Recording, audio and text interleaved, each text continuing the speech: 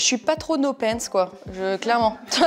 Les pantalons, je trouve qu'ils ont été créés pour une bonne raison. C'est la mode, hein, on peut pas tout aimer. Bonjour elle, je m'appelle Laure Boulot, je suis une ancienne sportive de haut niveau, je faisais du football. Et aujourd'hui, je travaille à la télévision, toujours dans le foot. C'était d'être une sportive et la meilleure dans ma discipline, quoi. Je savais pas que ça allait être le foot. J'ai commencé par la gym, j'étais pas trop mal. Et le métier, je m'étais dit que ça viendrait dans un second temps.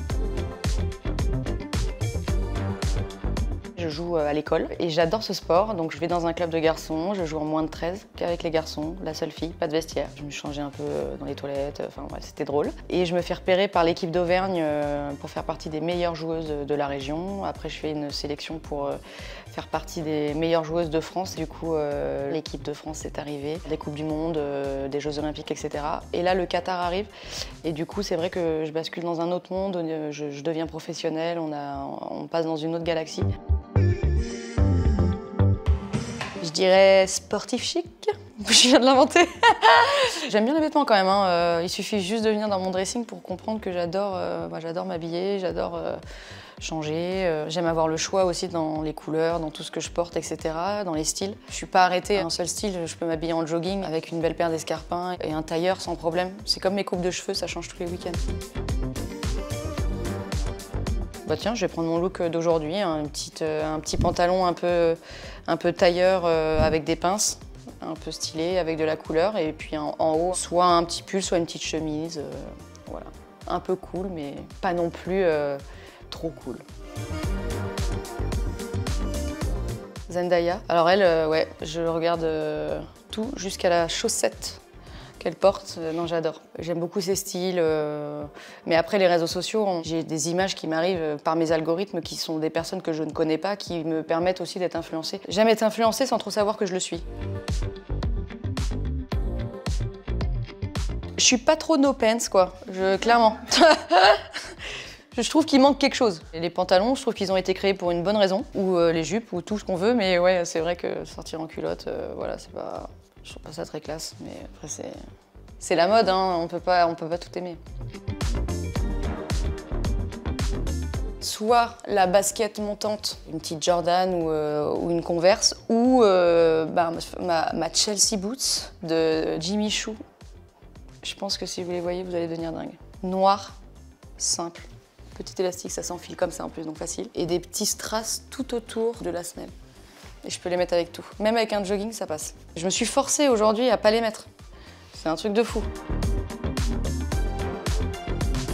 J'ai préféré être joueuse quand même. Ça serait horrible de dire ouais, je préfère être journaliste, mais enfin, c'est même pas du journalisme, je suis consultante. J'ai terminé et j'ai enchaîné tout de suite avec la télé. J'ai eu une super opportunité. Quand je suis arrivée, bon bah en mode petit sabot quoi, j'y suis allée tout doucement parce que bon, déjà je savais pas si j'allais être douée dans ce métier. À force qu'on nous dise qu'on n'a pas notre place à certains endroits, on se dit nous-mêmes qu'on n'a pas notre place. Donc du coup, je me suis dit attends, autour de la table là, c'est toi qui as fait le plus de compétitions internationales, c'est toi qui as le plus de sélections en équipe de France. Donc, mais pourquoi tu te prends la tête?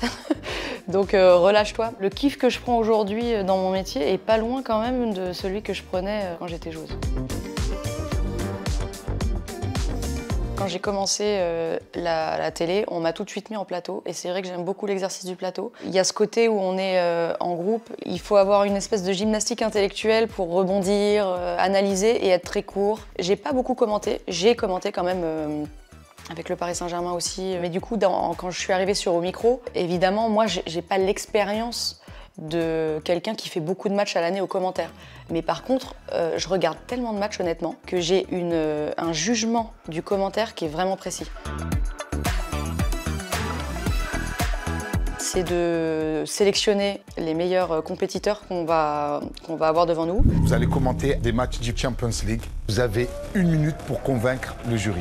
On va au micro? C'est le moment. Allez au micro. Moi, j'ai envie que le compétiteur qui est devant moi, déjà ait une très bonne qualité de français, me fasse passer les émotions. Et je dirais en 3e point, la qualité de la voix. Il y a des voix qui étaient vraiment très belles. Et là, tout de suite, il part avec 10 points d'avance, quoi.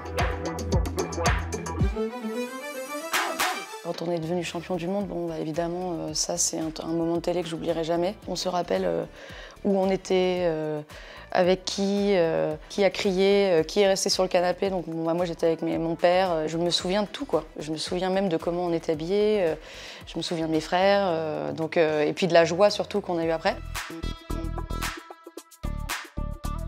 Je me lève. Pas tôt. Alors je viens d'être maman.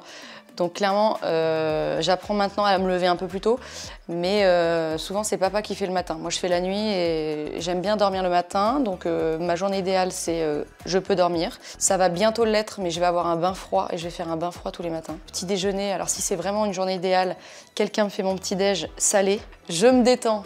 Avec mon café, voilà, j'ai pas un rendez-vous où je suis obligée de prendre mon petit déj, voilà, je peux me détendre. Je réfléchis à comment je vais m'habiller, je prends mon temps, je prends soin de moi, je fais un soin visage, Je pars déjeuner dans Paris, dans un endroit healthy, genre un truc un peu cool. L'après-midi, je fais une sieste. Ensuite, sport, très important.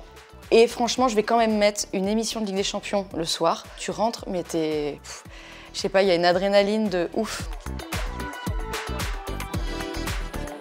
Il y a un truc que je regarde tous les soirs avant de dormir, et ça c'est cadeau, je vous le donne. C'est les séries Ici tout commence et tout ça. Là. J'adore. C'est une recette qui était la carte d'un restaurant de mon père pendant des années. Justement, peut-être que vous auriez pu faire quelque chose qui vienne de vous plutôt que de votre père. Il y a Tessier, il va mettre un petit coup de pression, le directeur de l'école. Je vais m'endormir comme un bébé. Le plus réconfortant, ça reste quand même la raclette. Un peu fat, donc du coup, ça me réconforte, mais derrière, je me dis putain, j'ai déconné. Je suis plutôt couche tard, mais pas après minuit.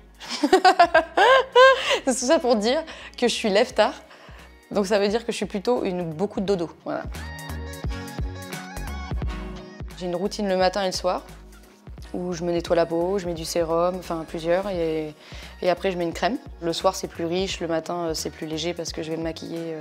Des fois je vais me maquiller. Je me maquille vraiment quasiment jamais, juste les cils. Et sauf les émissions où ils mettent des tartines de maquillage. Et ça j'y tiens vraiment. Je dis souvent c'est une plaisanterie. Ça je le dis très souvent. Il a pas mis le but, c'est une plaisanterie. Enfin genre voilà. C'est un truc de ouf, c'est vrai que je le dis souvent. Ou kiff. Juste pour le kiff, genre... Louise, ma manager. Sans rigoler, je pense que ma manager, c'est une des personnes que je sollicite le plus, presque plus que ma famille. Et de toute façon, je suis pas trop téléphone. Enfin, j'appelle pas ma mère et mon père tous les jours. Je sais qu'on s'appelle toutes les semaines, mais si c'est vraiment les coups de fil récurrents, c'est plus pour le travail quand même. Donc je dirais et mon chéri, enfin évidemment.